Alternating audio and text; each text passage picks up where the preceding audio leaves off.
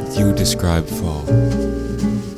For me, it would be change. The sky and light seem to turn from radiant blues and greens almost overnight to muted browns, oranges, and yellows. And year after year, the more I feel like I can anticipate the fall. Ironically, I get more caught off guard each year. That first afternoon where the air is chilled and the tips of my fingers get numb. Or the first evening when I catch crickets chirping a bit sooner. Well, fall is here now, and it caught me off guard again, as expected. But I want to take a chance before winter catches me off guard to talk about a movie that encapsulates fall for me. A movie that captures all the sudden movements of the season, the magic of our earth, and of our existence. And if you haven't guessed already, I'm of course talking about It's a Great Pumpkin, Charlie Brown. It's a great pumpkin!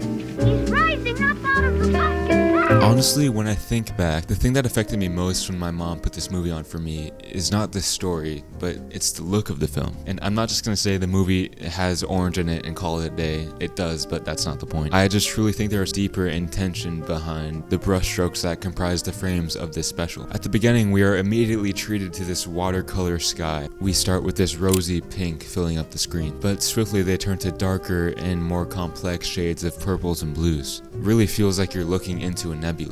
And as this film is such a coming-of-age story, I think the concept of a transition from a sky completely washed out by pink to a sky that is so nebulous is extremely prevalent to the emotions that these visuals extract. The rosy beginnings of the sky develop an almost innocent happiness. This sky is the movie's version of rose-colored glasses. That fog that we seem to have when we look back upon summer days, when summers were all we had to look back upon. But that really is almost immediately ripped away from us. And suddenly it transforms into this nebula I'm talking about. If you can't tell by me pushing this metaphor, I'm really into space, so I'm gonna impart on you some basic knowledge of what nebulas are and like what causes them. Essentially, a nebula is a bunch of gas and dust ejected across space by supernovas, or basically the explosions that happen when a star dies. These beautiful clusters of dazzling, vibrant, amazing color are the graveyards of stars. Why the fuck am I talking about this? It's because a nebula is such a wonderful parallel to nostalgia. The nebulous sky in The Great Pumpkin represents the vibrant, blazing, dazzling memories of our youth that we hold so dearly. These warm, colorful images of times that are long, long gone. Our mind is a graveyard for these memories like a supernova is a graveyard for a star. We look at the headstones of the significant parts of our childhood that we can remember, or just those really random days that for some reason get a spot in our minds. And a nebula is just too grand and expansive to take in all at once. All you can do is focus on one part and hope you can even wrap your head around that. Our past is kind of the same thing. The day-to-day problems that we have every year are so grand in the moment, so all-encompassing, but eventually, like everything else, they fade out. They're ejected across space and time, left only to be a shimmering speck of dust in the nebula of our memories. But let's take a step back from the nebula and talk about the supernova, the creation of the nebula or the death of the star. I think this supernova experience is universal completely. It's that one moment when you realize that you're not like 9 anymore. For me, in my limited life experience, that moment was when I stepped into my first day at my first job ever. I somehow made it into the American workforce, and for the first time I was on the other side of the counter. I was the cashier that no one gave a shit about, and my childhood was ejected across space and time. And as grand and monumental as I'm making these parallels, they all relate back to fall, or autumn. The season where everything changes so fast, no matter how much you want to anticipate it. That one cold afternoon will always catch you off guard. That's the supernova. And the summer, that time of freedom and fun, is suddenly scattered across your brain. And as the weeks go by, you can barely differentiate June from July, let alone specific long summer days and warm summer nights. I totally understand that this probably sounds like an over-analytical tangent, and I'm not saying that this was the intention of the artist, but it helps me understand how this movie makes me feel. And I hope that did something for you, and you can at least attach your life to that metaphor. I think the most important thing that we can take from thinking about that is to look at your nebula in awe. Gaze at the colors when you need that flash of light, but don't get lost in the specifics of it, because the truth is you'll never reach it and you'll never understand the complexity, because the truth is we'll never reach our past. You kind of have to focus on making the present your past, if that makes sense. I love reminiscing just as much as you probably do, but don't you want some more stuff to reminisce on next year? Anyways, let's take a look at another scene.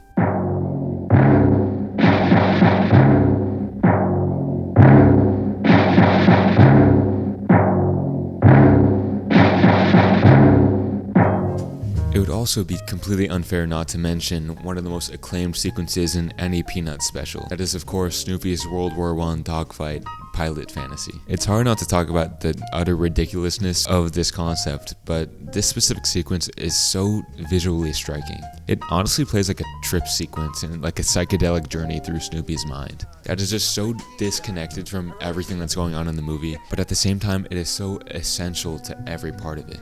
And this sequence is actually really scary. There are literal air raid sirens playing, not to mention the bleak and eerie World War I landscapes that Snoopy is adventuring through. Interestingly, these landscapes were the only ones that were painted throughout the whole special, rather than drawn. And maybe even more interestingly, it was the only sequence to use a linear perspective. Snoopy's adventure across this unmoving, barren scenery is as lonely and ominous as it is striking, once again leaning into negative nostalgia. It encapsulates the feeling of the world lacking the charm that it once had, maybe after life has started to take a toll on you. Snoopy is seen as a symbol of imagination through all of Peanuts, and he carries a naivete so endearing, yet also really sad. See how he reacts to music here.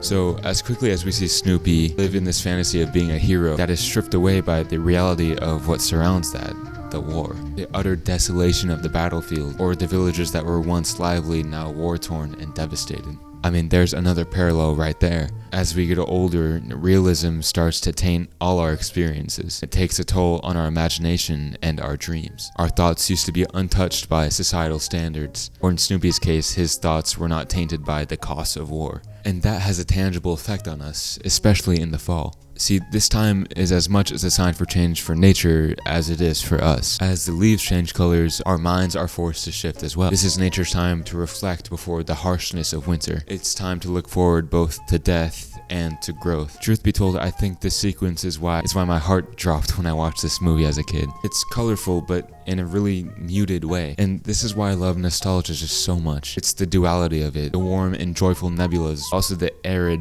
barrenness of the present and the road ahead. And I'm not alone in this. I mean, seasonal depression is a real thing due to lack of serotonin from the sunlight. So we are almost biologically forced to be in this reflective, sad headspace. During the fall, we really feel the loneliness of lost friends from the past or relationships long gone. But the holidays and the events surrounding, at least in the West, allow us to look around at what's ours that has such a warm mental hue to it, if that makes sense. Snoopy's sequence allows us to follow him through what is long gone, but he ends up at the end of the sequence finding what is, not what was. He finds his friends, and I think to capitalize on this season, we have to follow nature and Snoopy. We have to focus on the loss of what was in the past, but also what grows beyond it. Seeing life as having natural ebbs and flows is a beautiful way to stay sane, but also the darkness of it needs time of its own for reflection, however much you need. But it's also easy to let yourself fester in that sadness, and that's okay. But when you maybe have one glimmer of light, remember what's beyond, the spring and the life. Everyone tells me you are a fake, but I believe in you. Maybe another reason that this special feels so sad is because it deals with sad shit. Peanuts as a whole is really interesting because it stars children, but these children are so almost comically adult. It's an uncanniness that undeniably adds to the charm of these specials. But as for specific themes to this special, religion of all things are subtly and explicitly represented. This whole special is tainted by the loneliness and rejection that we feel through the character of Linus. And again, I think these themes are so consistent with nature's natural cycle, with our childhood being pushed farther back in our memories. The film in general is sort of a dichotomy playing out before our eyes. I mean, Halloween itself is a strange dichotomy between intense and ominous themes of death, but also youth and joy. But anyways, on one hand, we have Linus wanting to be an individual, and in a way, choosing to be more of an individual than his peers by searching for further meaning in his world. His view is the complete opposite of his contemporaries like Charlie Brown, who sort of just lets himself be a doormat for everyone around him, and he never changes a single part of himself. He accepts the cruel world that he's in. He's able to live comfortably and never really strives to rise above the norm. I feel like this is kind of why we side or relate to Charlie Brown. I think a huge sentiment throughout the world, and rightfully so, is is largely that it's already over. I mean, with the systems in place that foundationally actively marginalize so many groups of people, how can we imagine a world where that's not the case and find the strength to work towards that? And that's also not to mention our planet's seemingly impending doom. It's easy to be a Charlie Brown and adopt his beliefs, moving about the world with a sort of nonchalantness, to not see the light at the end of the tunnel and to accept the coming winter as the end. But that's why Linus is such an interesting young boy. He searches for a purpose in all the shit that's going on, even as he's getting his figurative ass beat verbally. Not again!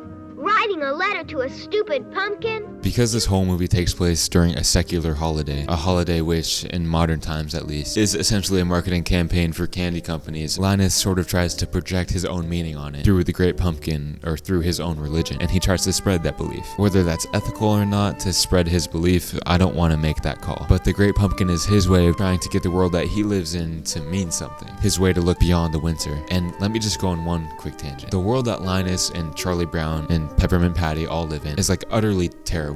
These kids never age. They're stuck with parents who literally cannot talk. Their world sucks, so I don't really blame Linus. Like, I don't really blame people in the real world for searching for meaning through religion and all the terrible things that happen in the world. That's not to say that what people believe in certain religions are okay, but Linus is a symbol for the tired souls that we come across in our life, absolutely including ourselves, that finally get fed up and choose to look for more. Linus has reached a point where he doesn't accept where he's at, but his quest for purpose ends up fruitless when this special finishes because of that very choice. On one hand, this is due to the fact that no one believes what he does. He is the religious minority on this one.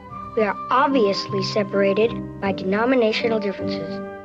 But the fact that no one agrees with his views goes a bit deeper. I'm sure you felt the pressure from certain religious groups to do what Linus was doing. Project religion onto things that don't need to be religious. Common examples would be Halloween, with many Christian groups trying to somehow abolish Halloween because of its devilish connotation, or whatever. Linus's troubles are not just a matter of having no friends, but rather a really complex and nuanced interplay with religious theming. It's easy to observe Linus as some dumb kid with a stupid wish for some fake pumpkin god to come down and give him gifts. But what's the difference between that and Santa Claus? The only difference is that Santa was already established. So if we look at Linus's obsession with the Great Pumpkin as a sort of religion of its own, the other kids are literally excluding him from their Halloween plans and making fun of him for having his own beliefs. And finally, I think it's funny how we, the audience, see Linus as the crazy one as well. This is in part due to the fact that we see him as creating this random omniscient figure for no reason. But I'd like to ask you, is Linus really wrong for trying to search for purpose in the world of the Peanuts? Absolutely not. But are the other kids wrong for wanting to have fun? Also, absolutely not. Again, it's another contrasting dichotomy that I don't think is binary. It doesn't have like a good or bad, but it's a dichotomy that once again runs parallel to the fall. Does nature's cycle even have a meaning like I'm suggesting? Is it healthy for us to look for meaning in nature, or is it just purely our environment that we were placed on by evolution? Is the fall purely the start of the end of the cycle, or just somewhere in the middle? I think that's another thing that you have to decide for yourself. So Linus is just sort of depressed during the fall. He's having this constant existential crisis while being surrounded by friends who just want to keep living how they are. And I think this is another question that we all need to ask ourselves. Through death, destruction, and terror, and climate stuff, our own personal issues, what can we do? What do we do? Do we accept it and keep taking the punches, per se, letting ourselves go numb? Or do we search for meaning, whatever that may be to you? Maybe it's art, or maybe it's religion for some people. It would be easier for me to say, well, obviously go search for meaning, as I'm trying to craft this video's message into one cohesive thing. And I personally feel pressure to make stuff that is philosophically positive, if that makes sense. But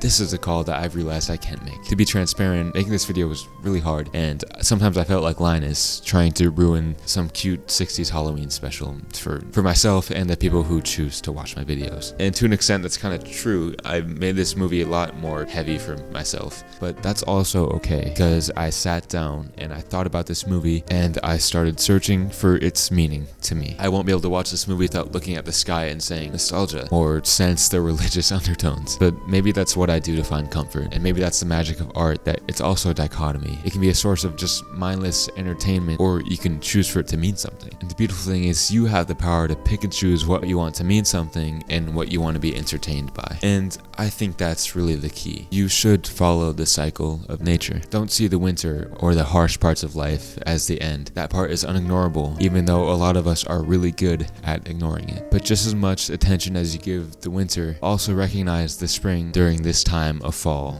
the transition period. Follow the trees around you and the flowers in the sky. Go down the rabbit holes that call to you, and the rest you can just keep walking by. There is nothing wrong with being a Charlie Brown and choosing to just live in the moment with no thought, but it's also okay to be Linus and find meaning in whatever you want to. And I'm saying fall is the time to do all of this, because when your fingers get numb and you got caught off guard, the only thing that really feels right is to think and reflect. Thank you so much for watching, and have a great and reflective rest of your fall.